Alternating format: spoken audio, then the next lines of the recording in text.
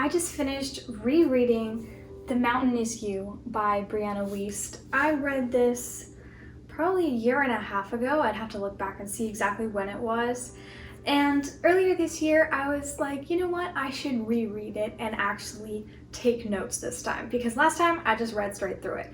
And then when I created my book review on it, I didn't really have a whole lot of specific things to go off of because I didn't take notes and I honestly didn't really remember a lot of the concepts from it. I just knew the feelings that it created within me and the spark that it lit in me to change. So this time around, I took notes and I wrote down specific quotes that stood out to me and thoughts that popped into my mind as I was reading and different things. And so I'm doing an updated book review on The Mountain Is You.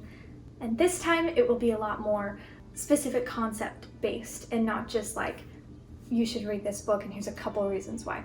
The first concept that really stood out to me and I took a decent amount of notes on was self-sabotage and coping mechanisms.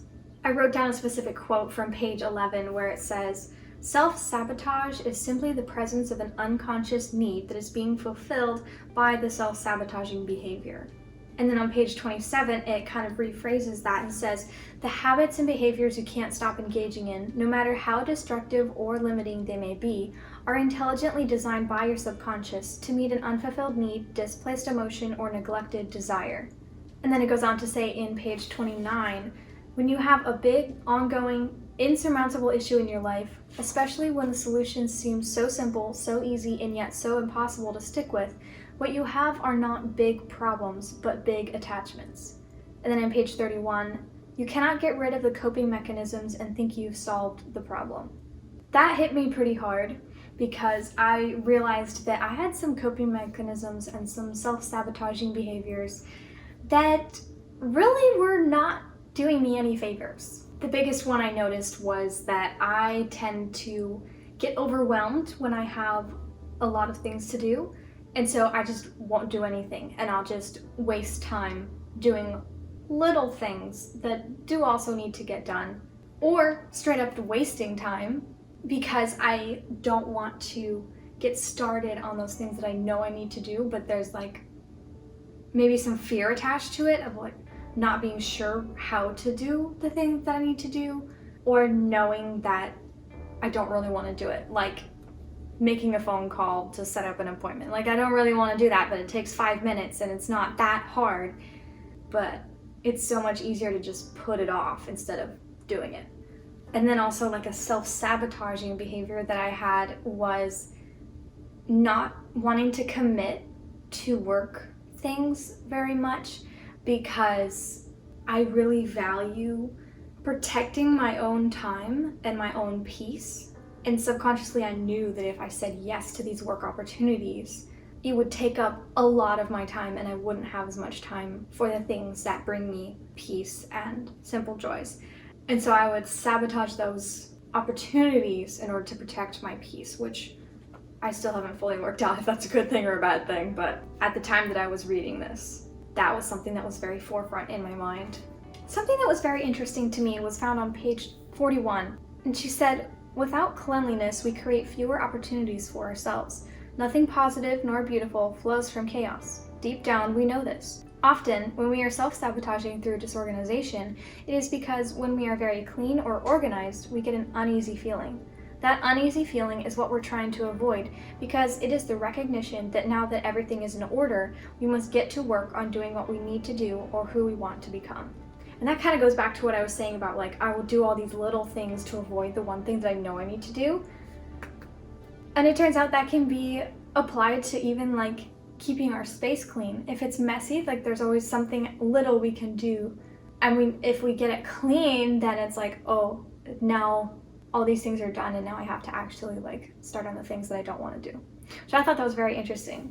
Going back to what I said about like sabotaging work opportunities, there was an interesting paragraph on page 43 that says, "Sometimes we fight endlessly to try to force ourselves to want something that we do not really want, and it always leaves us empty because it isn't a genuine desire. This is different than lacking motivation or experiencing resistance. Our inability to perform is not based in fear or lack of skill. It is based in an inherent knowing that this is not what we want for our lives, and perhaps we're feeling lost or unable to change our path. And then on page 62, if someone has a core commitment to feel free, they may find themselves sabotaging work opportunities in order to achieve that. I think that has been a huge deal for me, realizing that I need to be careful to only say yes to opportunities that allow me to still have the values and the lifestyle that I want. Because especially right now in this season when I don't have like a set career path, it can be really easy for me to just want to have a job because I need the money and not really think about whether or not that job will align with the lifestyle that I want. Because why would I do something just for the money that's gonna like not be the life that I want when I could do something that is actually in line with my values? And maybe it doesn't pay as much, and maybe it's not like something that the rest of society would be like, oh yeah, that's a good idea. But that doesn't matter. What matters is that I choose something that I want to invest my time into, because enjoying what you do for work is so important. And obviously there's good days and there's bad days and there's hard parts to literally any job. So even if it's something you love doing, you're not gonna love it all the time. But like right now, I'm in this season of transition and I'm probably gonna be going into a specific career field next year. So right now I'm trying to get a job that doesn't pay very well, but is in that field, because that's where I want to end up. And I think it'll just help set me up for success once I get into that field.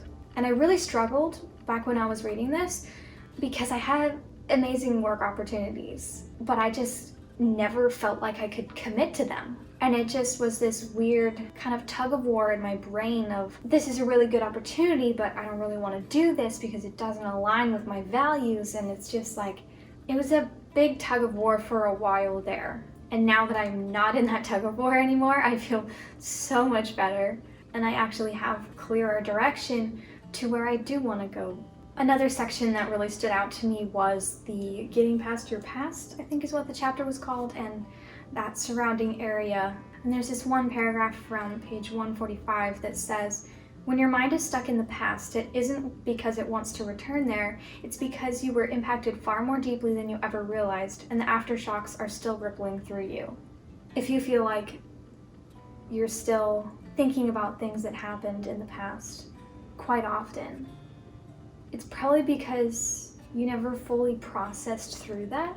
And so your brain is kind of holding on to it as like these loose ends that it just wants to tie up. And speaking from experience, once you process through that fully and tie up those loose ends, it's really freeing. And that doesn't mean that it never comes back up and that things don't trigger those memories, and it's not still difficult sometimes. But being able to process through it and express all the emotions that were suppressed during that experience and just work through all the things that are surrounding that experience, it's really helpful.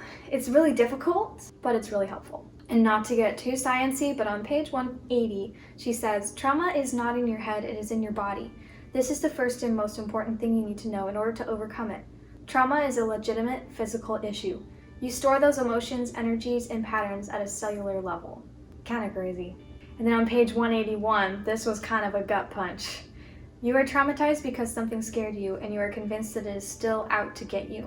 This is what happens when we don't face or overcome something difficult. We assume that the threat lingers indefinitely.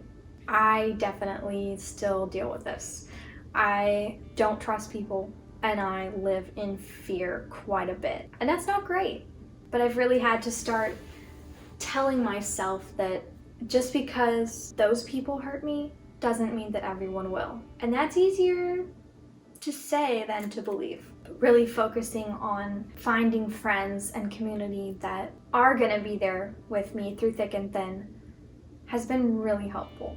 And being able to have a falling out with a friend and then be able to work through it and be friends again has been so helpful. And something interesting she said, I didn't write down what page it was on, but she said we have to restore the severed connection in the way that it was broken. So in my case, someone betrayed my trust, so I need people to be trustworthy and prove to myself that I can trust people and see people be in a position that they could betray my trust, but they chose not to. So if I just keep reminding myself of these things, that they chose to be trustworthy, that is where the restoration starts to happen. And the last concept that I want to bring out is the fact that it is so important to be willing to be vulnerable, even with yourself, but also other people.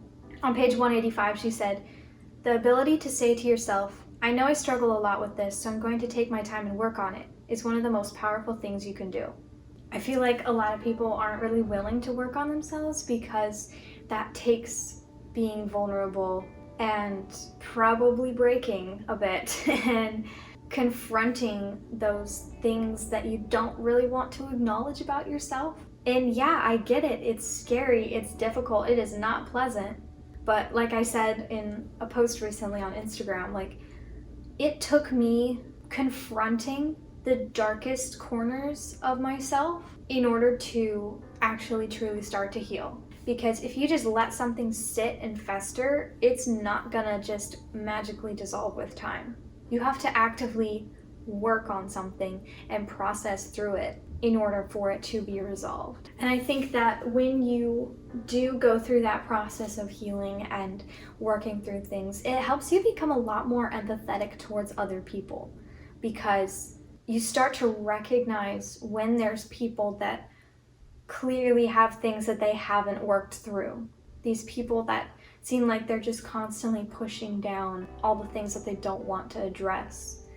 And it manifests itself in some pretty ugly ways. So if there's one thing that I want you to take away from this, it's to not be afraid to confront those things in your life that are not pleasant and you really don't want to deal with. Because when you work through those, you will find so much freedom and peace.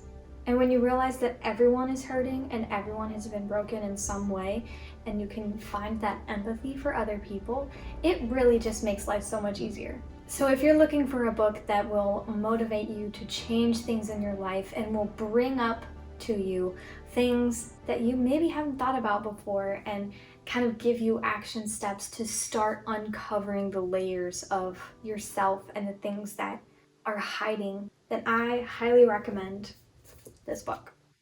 It is a perfect mix of motivational and gut checks, and it really feels like someone coming alongside you and being like, I see you, I see that you're hurting, I see that you want to change, and I know that you feel like you maybe can't, but here's the motivation and here's the beginning steps to start that journey. Brianna Wiest also has several different books.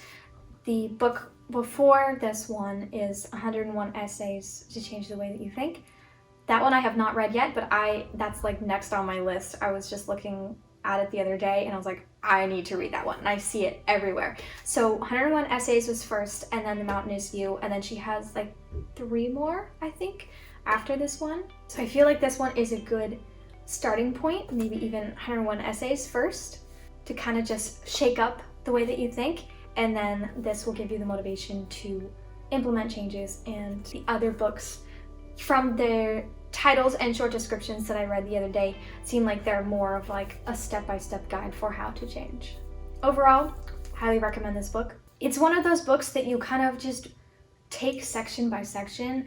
I wouldn't try and read it all in one day. There's a lot of thoughts that it's going to bring up for you, and if you do read it, I would suggest taking notes, and just anytime that a thought process starts in your mind, just stop and start writing down those thoughts and write down any quotes that stick out to you, because that's really going to help it stick in your brain more, and you'll get a lot more out of it than if you just read it straight through. Thank you so much for watching, and if you have any book recommendations that are similar to this or ones that you want to see me review, feel free to comment down below, and I will see you in the next video.